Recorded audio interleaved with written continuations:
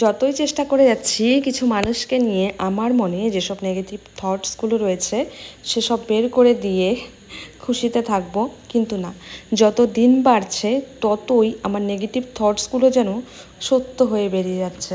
অনেক খারাপ সিচুয়েশন দেখতে দেখতে এবং অনেক মানুষের ধোঁকাধাড়ি দেখতে দেখতে যেন নেগেটিভ হয়ে যাচ্ছি, আর এই নেগেটিভ নিয়ে বেঁচে থাকাটা খুব মুশকিল।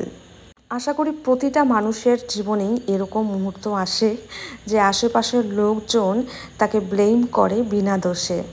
কেউ যদি 100% ফ্যাসিলিটি পাওয়ার পর তাদের বাবা মা তাদেরকে লাক্সারিতে রাখার পরেও জীবনে সাকসেস হতে না পারে, তাহলে অন্যকে সাকসেস হতে দেখে কিন্তু তাকে ছোট করতে আসে এবং তার চরিত্রটিকে নিয়ে অনেক কথা বলে, কিন্তু তারা নিজেরা কি সেটা একবারও দেখতে যায় না। আচ্ছা, এসব কথাতে ছেড়ে মেন টপিকে চলে আসি। তো আজকে সকালে ব্রেকফাস্টে ছিল ডালিয়া, মুসুর ডাল দিয়ে বানিয়েছিলাম, ভীষণ ভালো হয়েছিল খেতে। 500 গ্রাম ডালিয়ার দাম নিয়েছিল 60 টাকা। আর ছাদের অবস্থা খুব খারাপ হয়ে রয়েছে, দুটো কল বসানো রয়েছে এখানে, আর কিছু কড়াই আমি রেখে দিয়েছি পরিষ্কার করার জন্য সেই 6 মাস আগে, এখনও অবধি কিন্তু পরিষ্কার করা হয়নি। আর এই যে পাপোশটা আগের দিন ব্লগে আপনারা দেখেছিলেন আমি ধুয়েছিলাম, তো দেখুন কতটা ক্লিন লাগছে। ভাজাভুজি করার জন্য এটা বেস্ট কড়াই। আর এই তেল কড়াইটার জন্য আমাকে অনেক রকম কথা শুনতে হয়েছে যে আমি নিজেকে নাকি পরিষ্কার রাখি আর কড়াইটাকে নোংরা। আসলে সেরকম ব্যাপারটা নয়। এরকম পোড়া কড়াই প্রায় প্রতিটা বাড়িতেই থাকে বললেই চলে। এরকম কড়াইগুলোতে ভাজাভুজি করতে খুব ভালো হয়। তো যাই হোক, সন্ধেবেলা বেরিয়ে গেছিলাম ফার্নিচারের দোকানে, একটা টেবিল নেওয়ার ছিল, বাট টেবিল তো পছন্দ হলো না। আলিপুরদুয়ারের সবকটা দোকান আমরা ঘুরে ঘুরে দেখলাম, বাট পছন্দ হলো না। তবে এই সোফাগুলো দারুণ লাগছিল, কালারগুলো কিন্তু দারুণ ছিল। ঘরে স্পেস কম হওয়ার জন্য এখন তো আমি সোফা কিনবো না, কিনবো 1-2 বছর পর। তো গ্লাস কর্নারেও একবার গেলাম, তো আগে এখানকার কালেকশন না খুব ভালো ভালো থাকতো, তবে এখন গিয়ে দেখছি খুব একটা ভালো নেই।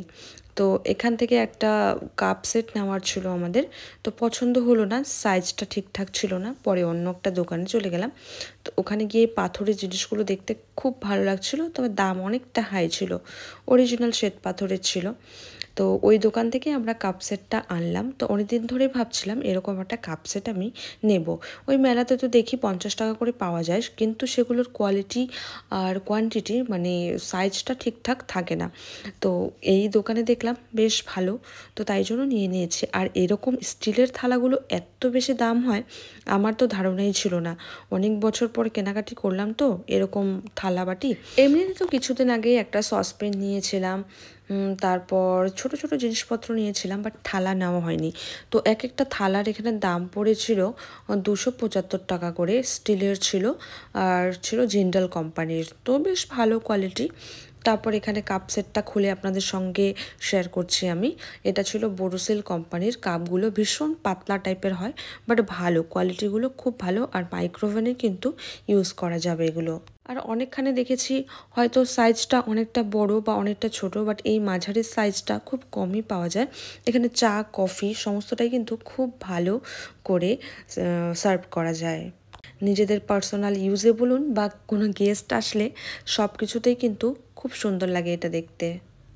আগে যখন ছোট ছিলাম কিছু কিছু রিলেটিভসদের বাড়িতে যেতাম ঘুরতে মাঝে সাঝে, তো ওদের এত সুন্দর সুন্দর কাপগুলো দেখে না খুব ভালো লাগতো, মনে হতো আমিও বড় হয়ে এরকম টাইপের কাপ কিনবো।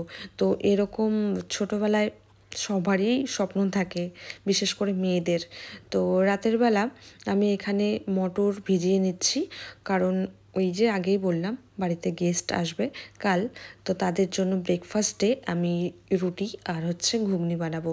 তো রাতে দিদি কিচেনটা সুন্দর করে পরিষ্কার করে নিচ্ছে, আমি সময় পেলে আমিও করি, আর দিদি সময় পেলে দিদিও করে।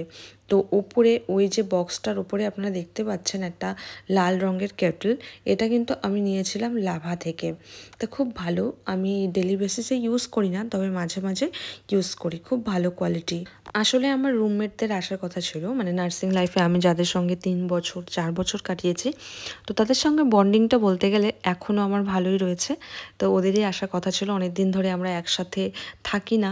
তো একটা ব্লগে আপনারা আশা করি দেখেছেন, আমি একদিন শেয়ার করেছিলাম ও অসুস্থ ছিল, ওকে দেখতে গেছিলাম আমরা, ওখানে গিয়ে ওকে কিছু ট্রিটমেন্টও দিয়ে এসেছিলাম।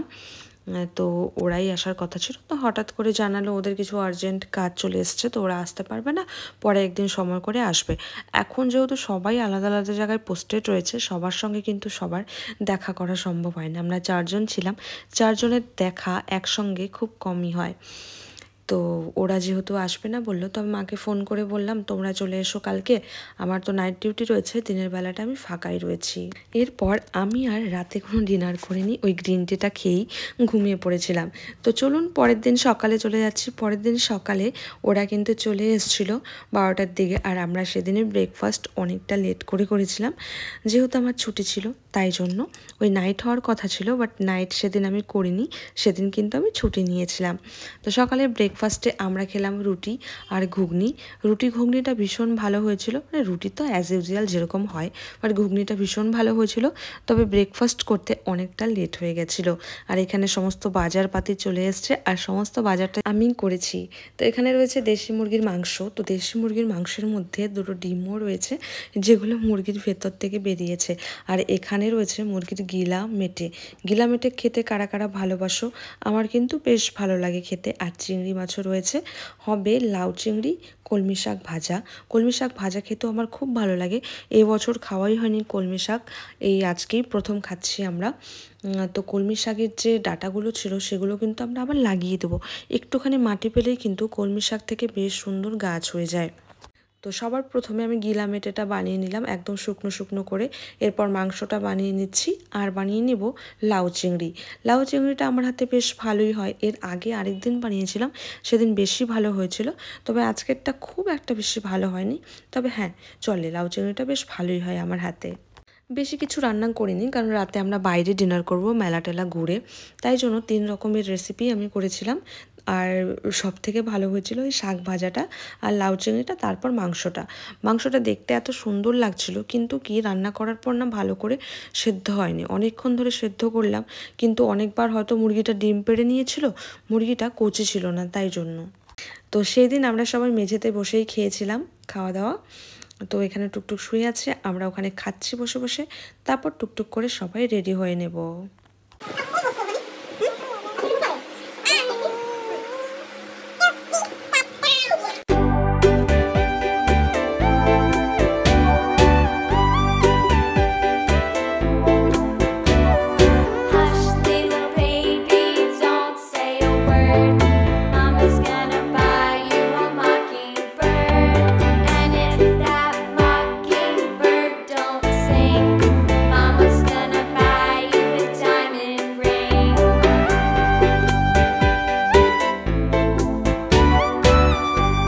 তো মেলায় গিয়ে আমরা অনেক মজা করলাম। একটা সেরামিকের দোকানে গেছিলাম, ওখান থেকে অনেক জিনিস নিয়েছি সবাই আমরা, এক একটা করে জিনিস। তো এখানে বেশি একটা জিনিস ছিল না, তবে যে কয়েকটা জিনিস ছিল খুব ভালো কোয়ালিটির ছিল। তো এখানে আমি সেরামিকের একটা বোল নিয়েছি, একটা কাপ নিয়েছি, আরও ছোট ছোট কিছু জিনিস। তার পাশাপাশি ছিল অনেকগুলো প্রোডাক্ট, যেগুলো ছিল 50% 30% করে অফে। আর একটা গোল্ড প্লেটেড জুয়েলারির দোকানে ভিজিট করেছিলাম। তো এখানে এত সুন্দর সুন্দর জুয়েলারি ছিল, কিন্তু কি বলুন তো দামগুলো অনেক হাই। এই যে মালাগুলো দেখতে পাচ্ছেন, এই মালাগুলোর দাম 400-500 টাকা করে। আমার কোনো আইডিয়া নেই, হয়তো এরকম গোল্ড প্লেটেড জুয়েলারিগুলোর দাম এরকমই হয়, বা এগুলো অরিজিনাল কি না সেটা সম্বন্ধেও কিন্তু আমার কোনো আইডিয়া নেই। তো রাতের ডিনারটা আমরা বাইরেই করেছিলাম, এই যে নান, ব্যাস। বাই, কেমন লাগলো?